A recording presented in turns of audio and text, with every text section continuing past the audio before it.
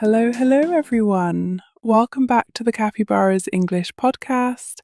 I am Miss Capybara, your English thought partner, and today we are finally arriving at our destination. We've navigated the airport, we've survived the taxi, and now we are standing in front of the beautiful glass doors of a hotel. But wait, Mr. Cappy, why are you wearing a bathrobe over your suit? And why are you carrying a plastic palm tree? We haven't even checked in yet. Oh, Miss Capybara, I'm just trying to manifest the vacation vibe. But the truth is, I'm shaking. I just saw the receptionist, and she looks so professional and efficient. My mind is already racing. What if my reservation disappeared? What if I ask for a king-size bed and I accidentally ask for a king-size bread? I'll be sleeping on a giant baguette. I have the lobby panic, and I'm ready to just sleep in the car to avoid talking. A king-size bread does sound delicious, but maybe not very comfortable to sleep on. Don't worry, Mr. Cappy. Checking into a hotel is all about a specific sequence of events. It's like a dance. Once you know the steps, you can't trip. Today we're going to cover everything. The check-in, the room surprises, like a bad view, asking for those little extras that make a stay comfortable, and finally, the checkout. By the end of this, you'll be the most confident guest in the building. I hope so. I want to feel like a VIP, not a very ignorant person. Where do we begin? Do I just walk up and give them my name? Exactly. Step 1. The check-in. You walk up to the front desk. The receptionist will usually say, "Good afternoon, how can I help you?" You need to be ready with your reservation details. I always use this phrase. "Hi, I'd like to check in, please. I have a reservation under the name Cappy." It's simple and tells them exactly why you are there. Let's practice that, Mr. Cappy. Hi, I'd like to check in, please. I have a reservation under the name Cappy. Hi, I'd like to check in, please. I have a reservation under the name Cappy. Hi, I'd like to check in, please. I have a reservation under the name Cappy. Great. Now they will ask for two things: your ID, passport, and a credit card for incidentals. Incidentals are just extra costs like the minibar. You can say, "Here is my passport and my credit card."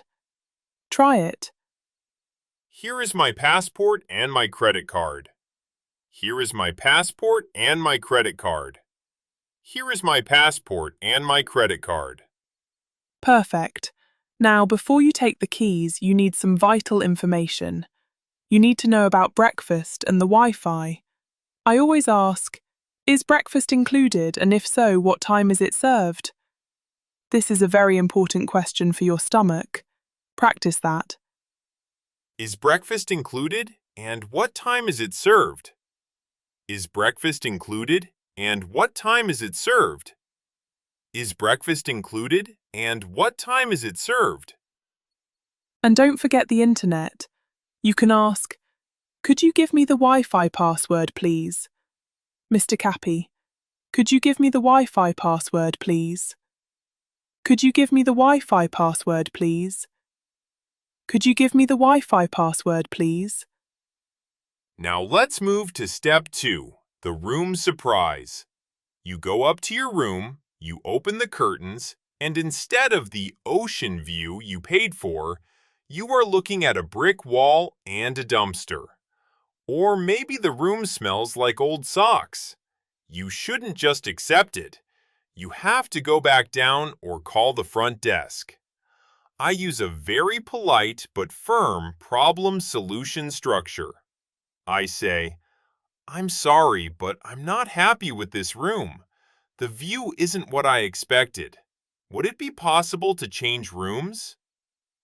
Let's practice the "not what I expected" phrase. That's a good way to say it without being mean. The view isn't what I expected. Would it be possible to change rooms? The view isn't what I expected. Would it be possible to change rooms? The view isn't what I expected. Would it be possible to change rooms? Exactly. What if the room is noisy? Maybe you are next to the elevator. You can say, "It's quite noisy in this room. Do you have anything quieter available?" Practice anything quieter. Great. Now let's imagine you love the room, but you are missing some things. This is step 3, requests. Maybe you have 3 friends, but only 2 towels. You need to call housekeeping. I use the phrase, "Could you send up some extra towels and a few more pillows to room 402, please?" Always remember to state your room number. Practice that. Could you send up some extra towels to room 402, please? Could you send up some extra towels to room 402, please? Could you send up some extra towels to room 402, please? And what if you have a wrinkled shirt for your big dinner? You need an iron. You can say, "Could I borrow an iron and an ironing board, please?" Try that. Could I borrow an iron and an ironing board, please? Could I borrow an iron and an ironing board, please? Could I borrow an iron and an ironing board, please? Now you're looking sharp. Now, let's talk about a very common hotel problem, the key card failure. You go to your door, you swipe the card, and nothing. The light is red. You have to go back to the desk. You can say, "I'm sorry, my key card isn't working. Could you remagnetize it for me?" Practice isn't working. My key card isn't working. Could you help me? My key card isn't working. Could you help me? My key card isn't working. Could you help me? Now, let's move to the last day. Step 4, the checkout. You need to leave, but maybe your flight is at 8 p.m. and checkout is at 11 a.m. You don't want to carry your suitcases all day. You can ask for a late checkout or for luggage storage. I ask, "Would it be possible to have a late checkout? If not, can I leave my bags here for a few hours?" Let's practice the bag storage part. Can I leave my bags here for a few hours? Can I leave my bags here for a few hours? Can I leave my bags here for a few hours? Perfect. And finally, you pay the bill. The receptionist will ask, "How was your stay?" You can say, "It was wonderful, thank you. I'd like to settle the bill now." Repeat, settle the bill. I'd like to settle the bill now. I'd like to settle the bill now. I'd like to settle the bill now. Mr. Cappy, you have successfully navigated the hotel. You've checked in, complained about the wall, got your extra towels, and stored your bags. You are practically a professional traveler now. How do you feel? Still want to sleep in the car? No way! I'm going straight to that king-size bed. The real one, not the bread. I feel so much better. I think the "not what I expected" phrase is my favorite because it sounds so polite, but it gets results. Hotel English isn't about being fancy. It's just about being clear and asking for what you need. Precisely. Hotels are in the business of hospitality. They want you to be happy. If you use these phrases, you're helping them give you a better access. It's not a confrontation, it's a collaboration. Well, I'm ready to collaborate with some room service now. Thank you, Miss Capybara. You're very welcome. And to all our listeners, that is your homework for this week. Imagine you are at your dream hotel. Write down 3 things you would ask for at the front desk. Maybe it's a map of the city or a wake-up call at 7 a.m.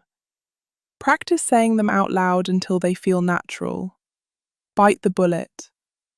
Bite the bullet. Thank you for joining us today. If you found this hotel survival guide helpful, please subscribe to the Capybara's English podcast. Give this video a like and leave a comment. We want to know, what is the one thing you always forget to pack when you go to a hotel? We love reading your comments. And get ready for next week because we are going back to basics with a twist. Our next topic will be the English supermarket. How to find the hidden items, understand the labels, and master the checkout. Because eating out is great, but sometimes you just need a snack. Snacks, my favorite topic. I'll see you all there. Thank you, Miss Capybara. Have a wonderful stay, everyone. See you soon. Stay confident and keep practicing. Bye-bye. Does room service deliver pizza? I hope so.